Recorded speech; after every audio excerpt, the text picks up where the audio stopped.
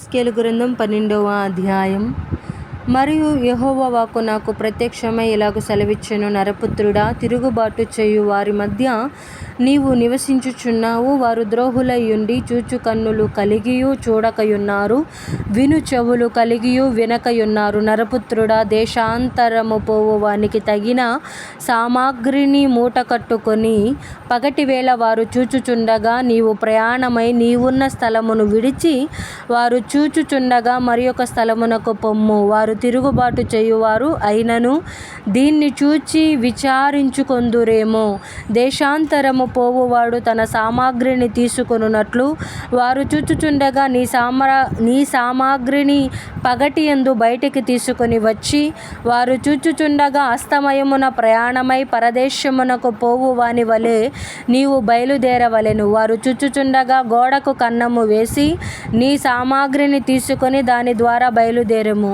వారు చూచుచుండగా రాత్రియందు మూట భుజము మీద పెట్టుకొని నేల కనబడకుండా నీ ముఖము కప్పుకొని దానిని కొనిపొమ్ము. నేను ఇశ్రాయేలులకు నిన్ను సూచనగా నియమించి తిని, ఆయన నాకు ఆజ్ఞాపించినట్లు నేను చేసి తిని. ఎట్లనగా నేను దేశాంతరము పోవువాడనైనట్టుగా పగటియందు నా సామగ్రిని బయటికి తెచ్చి అస్తమయమున నా చేతితో గోడకు కన్నము వేసి వారు చూచుచుండగా సామగ్రిని తీసుకొని మూట భుజము మీద పెట్టుకొని ఉదయమున యెహోవా వాక్కు నాకు ప్రత్యక్షమై ఇలాగు సెలవిచ్చెను, నరపుత్రుడా, నీవు చేయునదేమని తిరుగుబాటు చేయు ఇశ్రాయేలీయులు నిన్ను అడుగుదురు గనుక నీవు వారితో ఇట్లనుము, ప్రభువగు యెహోవా సెలవిచ్చినదేమనగా, ఈ దైవోక్తి భావము యెరూషలేములోనున్న ప్రధానికిని దానిలోనున్న ఇశ్రాయేలీయులకందరికిని చెందును.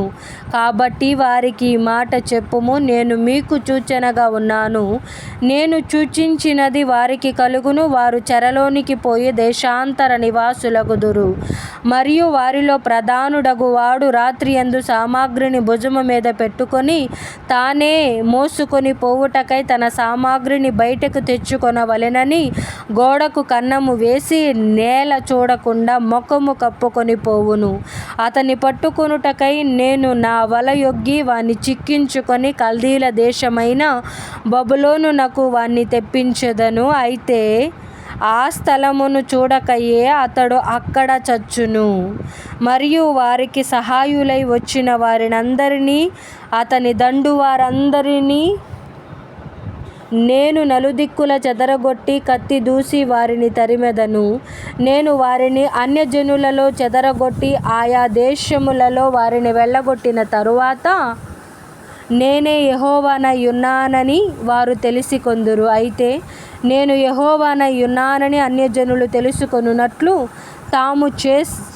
తాము చేరిన అన్యజనులలో తమ హేయకృత్యములన్నిటినీ వారు వివరించి తెలియజెప్పుటకై ఖడ్గము చేత కూలకుండాను క్షమమునకు చావకుండాను తెగులు తగలకుండాను నేను వారిలో కొందరిని తప్పించెదను. మరియు యెహోవా వాక్కు నాకు ప్రత్యక్షమై ఇలాగు సెలవిచ్చెను, నరపుత్రుడా, వణుకుచూనే ఆహారము తిని తల్లడింపును చింతయు కలిగి నీళ్లు త్రాగి దేశములోని జనులకిలాగు ప్రకటించుము.